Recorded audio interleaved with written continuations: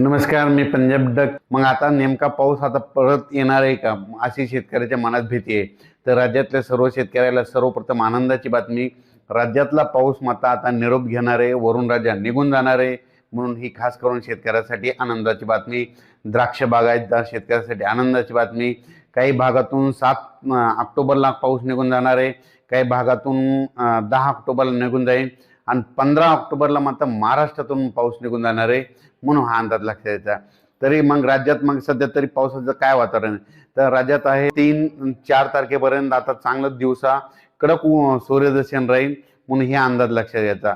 त्याच्यानंतर 4 October, 5 October आणि 6 ऑक्टोबरच्या दरम्यान राज्यामध्ये विखुरलेल्या स्वरूपाचा पाऊस पडणार आहे. खूप काही मोठा पडणार नाही, म्हणून हा अंदाज लक्षात यायचा. म्हणजे अतिमुसळधार तसा वगैरे काही पाऊस पडणार नाही, त्याच्यामुळे घाबरायची काही गरज नाही. फक्त राज्यात मात्र 4 सप्टेंबर ते 7 सप्टेंबर दरम्यान, 7 ऑक्टोबरच्या दरम्यान, 4 ऑक्टोबर ते 7 ऑक्टोबरच्या दरम्यान राज्यामध्ये विदर्भामध्ये, पूर्व विदर्भ म्हणजे वर्धा, नागपूर, भंडारा, गोंदिया, चंद्रपूर, यवतमाळ, त्याच्यानंतर वाशिम, हिंगोली, त्याच्यानंतर इकडं अमरावती, बुलढाणा, अकोला, अकोट, चांदूर बाजार, दर्यापूर, शेगाव, मेकर, तसेच बुलढाणा, जळगाव, त्याच्यानंतर परभणी जिल्हा, काही बीड जिल्ह्यात थोड्या प्रमाणात, जालना जिल्ह्यात प्रमाणात, लातूर जिल्ह्यामध्ये, ह्या पट्ट्यामध्ये फक्त 4 ऑक्टोबर, 5, 6, 7च्या दरम्यान पाऊस राहणार आहे. म्हणून हा अंदाज लक्षात यायचा. त्याच्यानंतर 7 तारखेच्या नंतर 8 ऑक्टोबरपासून परत ह्या भागातला देखील पाऊस निघून जायची तयारी ठेवणार आहे. म्हणून हा अंदाज लक्षात यायचा. पश्चिम महाराष्ट्रात देखील म्हणजे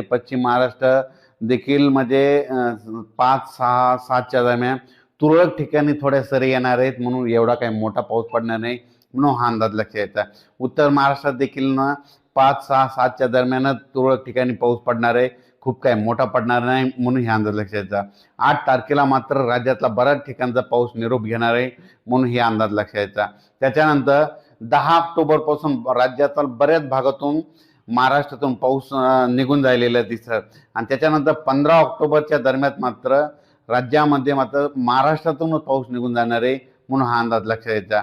ज्या शेतकऱ्यांचं सोयाबीन काढणी चालू आहे त्या शेतकऱ्याला सांगू इच्छितो की तुम्ही 7 तारखेनंतर सोयाबीन देखील काढू शकता. आणि आता उद्या देखील समजा 3-4 तारखेपर्यंत दिवसात ऊन राहणार आहे तरी काढू शकता. फक्त 4, 5, 6च्या दरम्यान थोडं काय करायचं, दुपारपर्यंत काढायचं.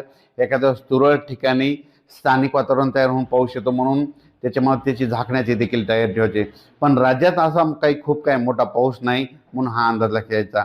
म्हणजे जाता जाता काय होणार आहे, शेवटी मग हा पाऊस महाराष्ट्रातून 15 ऑक्टोबरला कायमचा निघून जाईल आणि 2 नोव्हेंबरला मात्र राज्यात तीव्र थंडी असणार आहे. म्हणून हे अंदाज लक्षात यायचा.